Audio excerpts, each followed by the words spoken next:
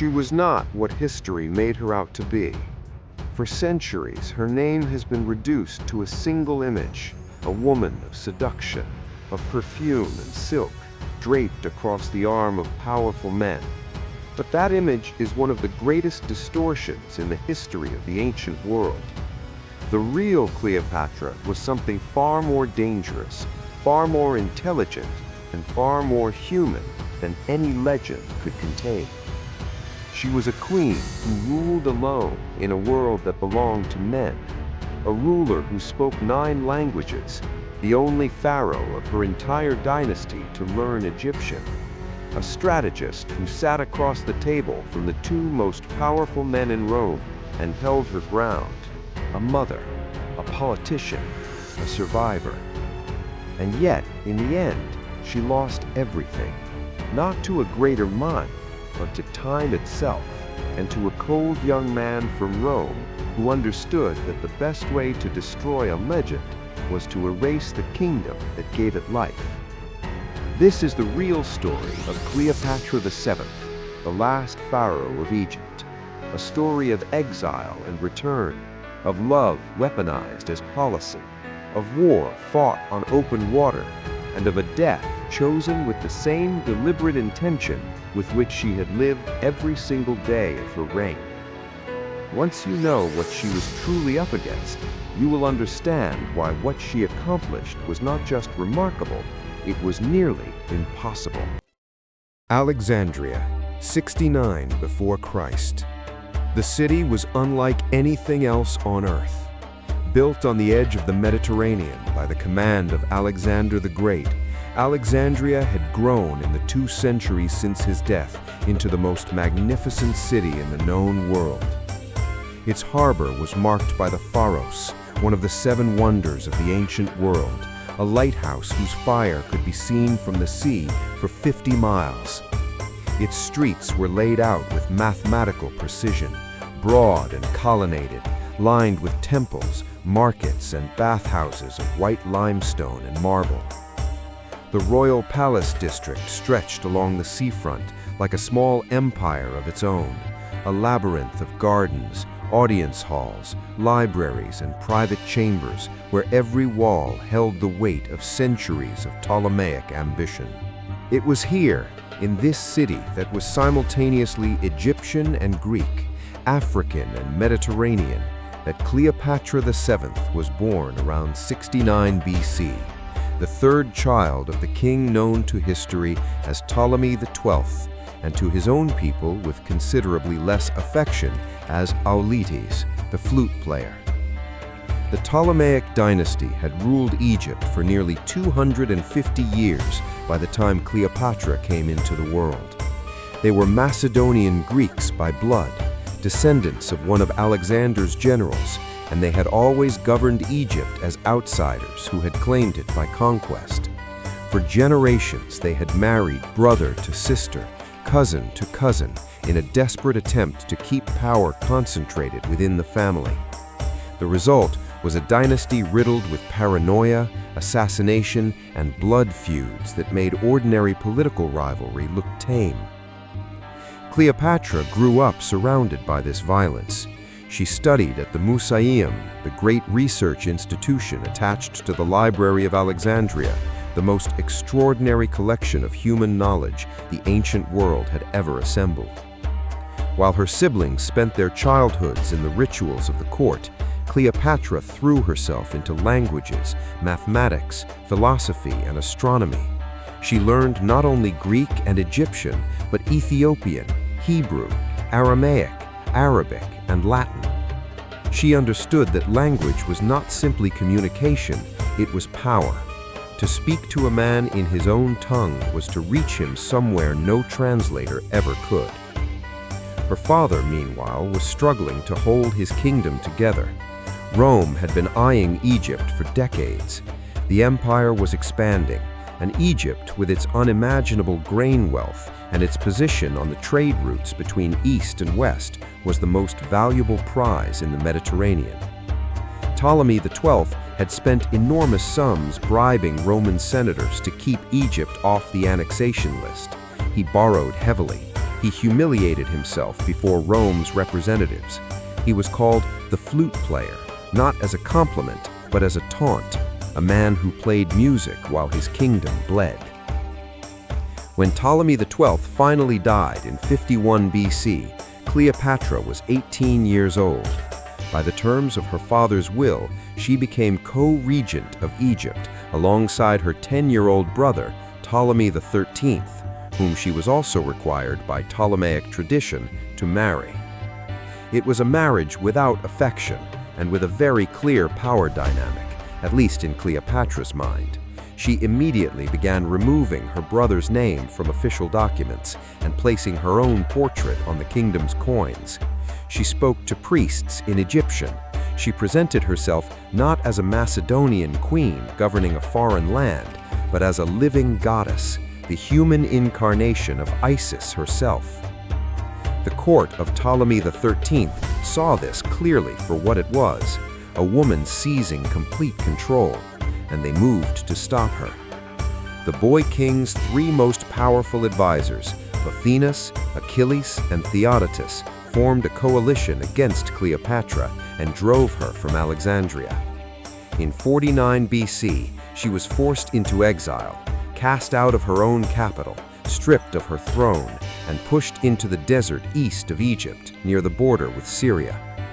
A lesser person might have accepted it. Cleopatra did not. From exile, she began raising an army of mercenaries. She gathered intelligence from her contacts inside Alexandria. She watched, she waited, and then, in October of 48 BC, an extraordinary event changed the entire geography of her situation. Julius Caesar arrived in Alexandria. Caesar had just won the decisive Battle of Pharsalus in Greece, routing his great rival Pompey. Pompey, desperate, had fled to Egypt, believing that the boy king who owed so much to Rome would protect him. He was wrong. Ptolemy's advisors, calculating they were safer backing the winner, had Pompey ambushed and murdered as he stepped ashore. When Caesar arrived, they presented him with Pompey's severed head. Caesar, on most accounts, wept, not from grief, but from the horror of what had been done to a man who had once been Rome's greatest general. He declared martial law, occupied the royal palace, and made it clear that he intended to arbitrate the dispute between the Ptolemaic siblings. Cleopatra learned of Caesar's arrival within days. She understood immediately what it meant. This was her opening, but she had one problem. She was in exile. Her brother's soldiers controlled every road and checkpoint into Alexandria. If she tried to enter openly, she would be arrested or killed before she ever reached Caesar. And so she devised one of the most audacious plans in the history of personal diplomacy. She hired a Sicilian merchant named Apollodorus. She climbed into a rolled sleeping sack, some accounts say a carpet, others a linen bag, and had herself sealed inside. Apollodorus loaded the bundle onto a small boat, rowed across the harbor in the darkness, entered the palace, and delivered it directly to Julius Caesar's private quarters. When the bundle was opened, Cleopatra stepped out. Caesar was 52 years old. He had conquered Gaul, crossed the Rubicon, and survived a civil war. He had seen virtually everything the world had to offer. And yet, this moment, this sudden appearance of a young queen in his room, having risked her life for a single audience, was what first captivated him. Not her beauty, but her audacity, her nerve, the sheer intelligence of the act. Within a single night, the political and personal alliance between Cleopatra and Caesar was sealed. The next morning, when Ptolemy XIII arrived for his scheduled meeting with Caesar and found her sister standing there, he understood in an instant that he had lost. He fled into the city. Caesar's men brought him back. The Alexandrian War that followed lasted 4 months. Caesar, massively outnumbered, held the palace quarter and the harbor, while Ptolemy's general, Achilles, besieged them with 20,000 men. In the bitter street fighting, fire spread to the harbor, and damaged, though not entirely destroyed, the great library of Alexandria. Roman reinforcements finally arrived in early 47 BC. Ptolemy XIII fled the city and drowned in the Nile. Cleopatra was restored to her throne. She was 22 years old.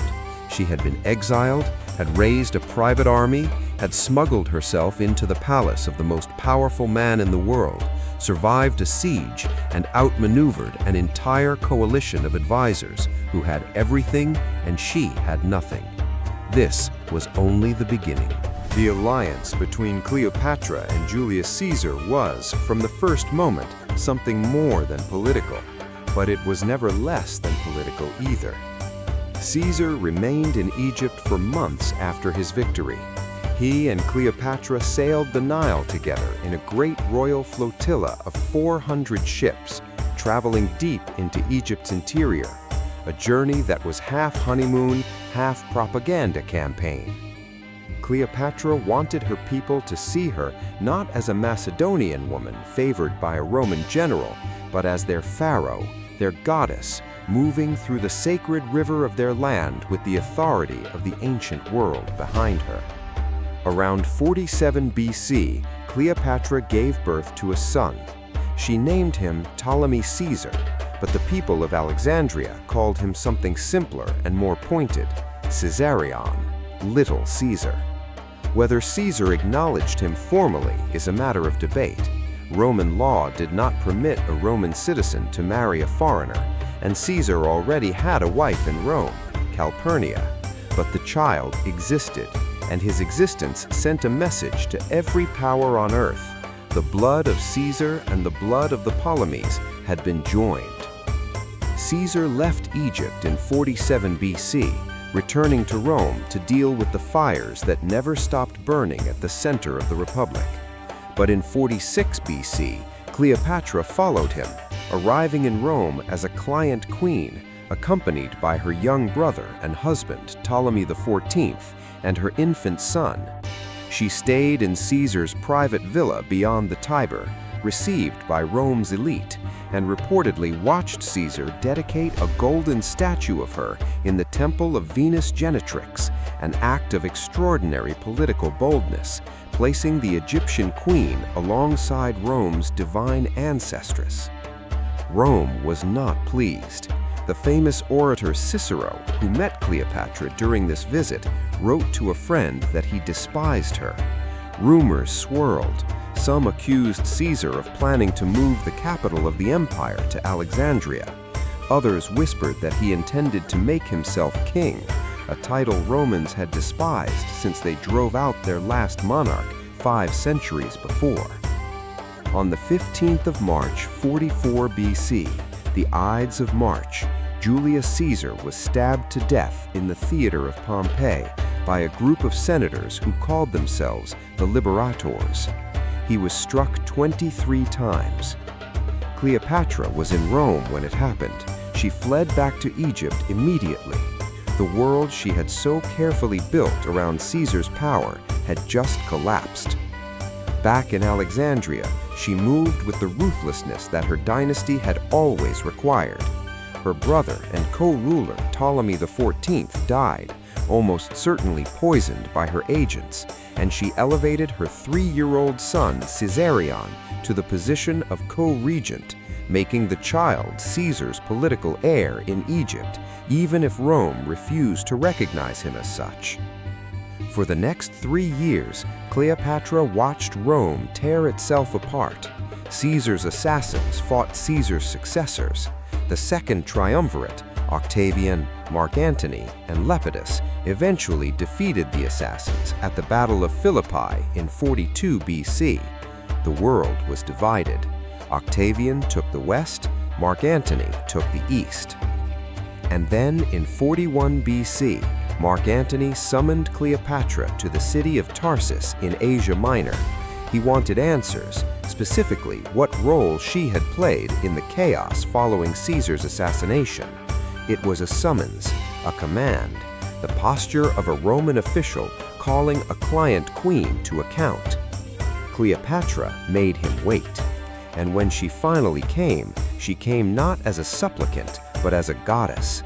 Her ship sailed into the harbor at Tarsus with purple sails and silver oars. She reclined under a golden canopy, dressed in the robes of Isis, attended by children dressed as cupids fanning the air around her.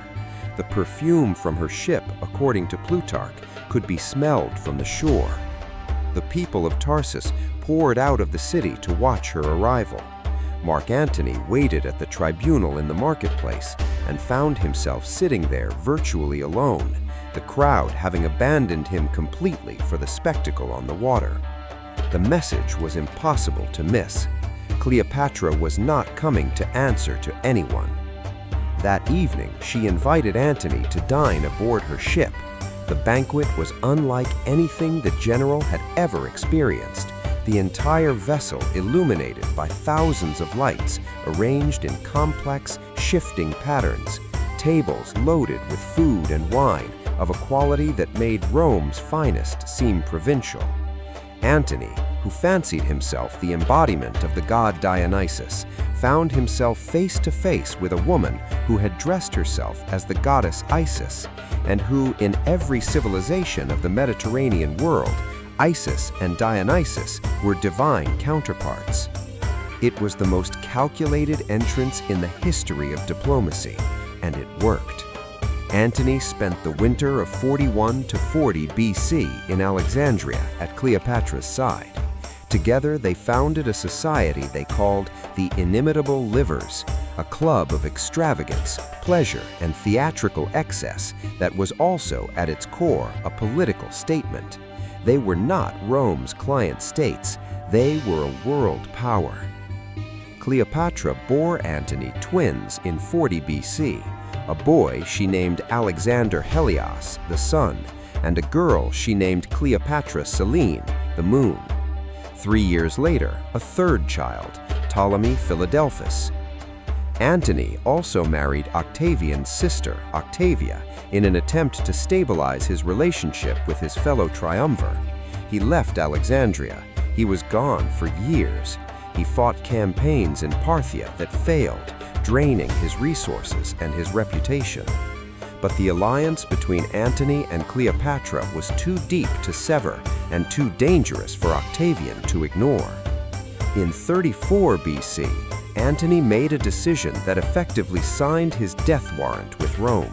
In a ceremony called the Donations of Alexandria, he declared Cleopatra the Queen of Kings and Queen of Egypt, Cyprus, Libya, and Syria.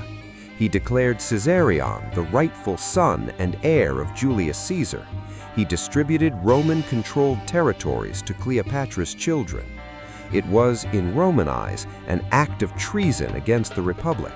Octavian made sure every senator in Rome heard about it. He read out Antony's will in public, a document possibly altered that bequeathed Roman territories to foreign children and requested that Antony be buried in Alexandria beside Cleopatra rather than in Rome. The outrage was immediate. The Senate stripped Antony of his command. Octavian declared war, not on his fellow Roman, which would have been politically complicated, but on the foreign queen, on Cleopatra. Rome was going to war with Egypt. Now, before we go into the final chapter, the battle that ended an era and the death that became immortal, what do you think of Cleopatra's strategy up to this point? A woman who never stopped fighting even when everything was taken from her. Leave your thoughts in the comments. Was she a genius who came closer than anyone realizes to saving her kingdom? Or was the fall of Egypt always inevitable once Rome set its sights on it? The year was 31 before Christ, and everything was about to end. Antony and Cleopatra assembled a massive force in Greece, 500 ships, 70,000 infantry, 12,000 cavalry. It was one of the largest combined forces the ancient world had seen. On paper, it should have been enough. But Octavian had something Antony did not: the brilliant naval commander, Marcus Agrippa. Agrippa had spent months disrupting Antony's supply lines before the main battle even began. He moved along the Greek coast, seizing ports, cutting off food shipments from Egypt, starving Antony's forces in their winter camps. By the time the fleets finally met off the promontory of Actium on September 2, 31 BC, Antony's crews were already weakened. Disease had swept through the camps, desertion had become epidemic, and morale among his officers was fracturing. The battle itself lasted hours. Antony's ships were larger and more heavily armed, massive quinqueremes built to ram and board. Octavian's fleet was smaller, faster, and commanded by a man who understood that maneuverability could defeat mass. Agrippa's lighter Liburnian ships darted around Antony's heavy vessels, using grappling weapons to disable them one by one.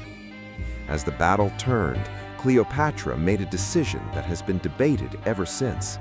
With 60 of her Egyptian warships, she broke through the engagement and turned south, sailing for Egypt. Antony followed. Whether this was a planned retreat, a strategic withdrawal to preserve the treasury and fight again, or a collapse of nerve is something historians still argue about. What is certain is that when Cleopatra broke away, the heart went out of Antony's remaining fleet. His ships surrendered one by one. A week later, his land forces did the same. Antony and Cleopatra fled to Alexandria. The war was not yet over, but the momentum was irreversible. They spent the winter in a strange half-life, still in the palace, still holding court, but surrounded by a world that was dissolving. They reportedly dissolved their society of the inimitable livers and founded a new one, which they called the Order of the Inseparable in Death. It was not a joke. Octavian arrived in Egypt in August of 30 BC. He marched through the eastern border without resistance, fortress after fortress surrendering before him. Antony won one last small engagement outside Alexandria's hippodrome on July 31, but the following morning, his cavalry and his navy defected simultaneously. He stood alone in the field and watched his army walk away. Cleopatra, understanding what was coming, withdrew to the great mausoleum she had built for herself on the palace grounds. She had it sealed. She sent a message to Antony. The message said that she was dead. She was not dead. Why she sent it has never been fully established. Some historians believe she intended to force Antony's hand, to shake him into action, to see what he would do. Others believe she genuinely expected him to escape if he thought she was gone. Whatever the intention, the effect was devastating.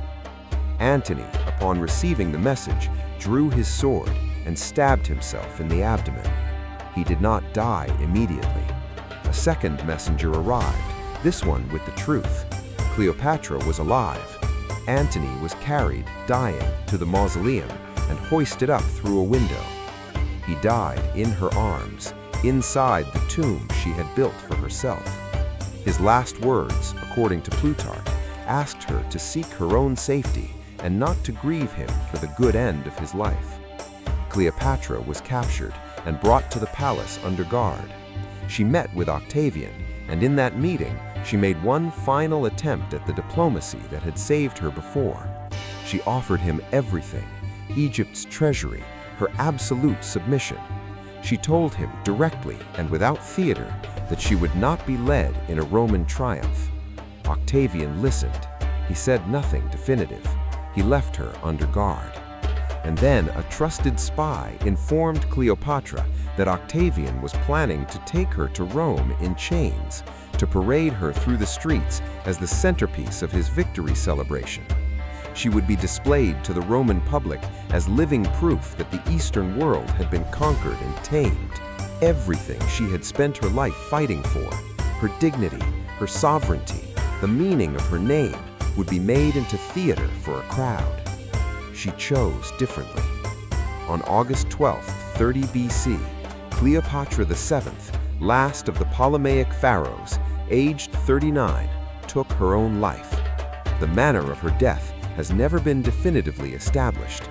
The most famous account describes an asp, a small Egyptian cobra, the symbol of divine royal power, smuggled into her chamber inside a basket of figs. Other ancient sources suggest poison applied directly or a hidden pin. Plutarch writes that when Octavian's men broke down her door, they found her attendant Iris dying at her feet, and her other attendant Charmian still standing, adjusting the diadem on Cleopatra's head. One of Octavian's soldiers, seeing Charmian swaying as the poison took her, demanded angrily whether this was a fitting thing to do.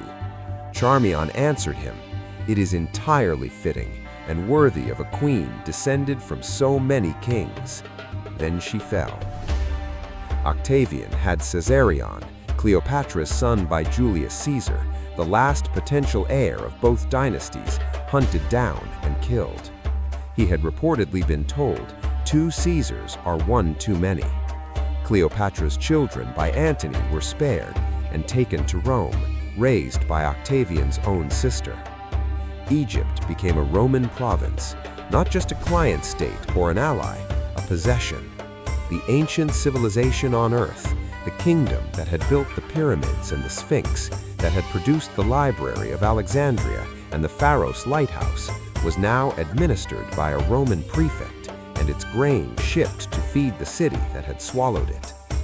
The Hellenistic world, the civilization that Alexander the Great had spread across the eastern Mediterranean, that had produced extraordinary advances in mathematics, astronomy, medicine, and philosophy, effectively ended the day Cleopatra died. She was her last monarch. With her death, an entire era of human history closed. Octavian became Augustus, the first Roman emperor 2 years later, in 27 BC. He paid for his triumph, in part, with the treasure of Egypt. But here is what he could not undo. He could kill a queen. He could annex her kingdom, melt her gold, erase her son, and strip her legacy from official Roman memory. But he could not erase the story. Cleopatra's name was so deeply embedded in the consciousness of the ancient world. Within a generation, poets were writing about her. Within a century, historians were arguing about her. Within 2,000 years, she had become perhaps the most recognized name of the entire ancient world. Not because she was seductive, not because of the asp or the carpet or the golden barge, but because she was, in the end, a woman who refused every single time until she had no choices left to be someone else's prize. She fought for Egypt with everything she had. She made alliances that most rulers of her age would never have dared attempt. She governed a civilization during some of the most turbulent decades in the history of the Mediterranean world, and she held it together for 21 years, alone, against an empire that had been trying to swallow Egypt for a century before she was born. She did not fail because she was weak. She failed because Octavian was patient, ruthless, and had the resources of all Rome behind him. Against those odds, what she accomplished was extraordinary.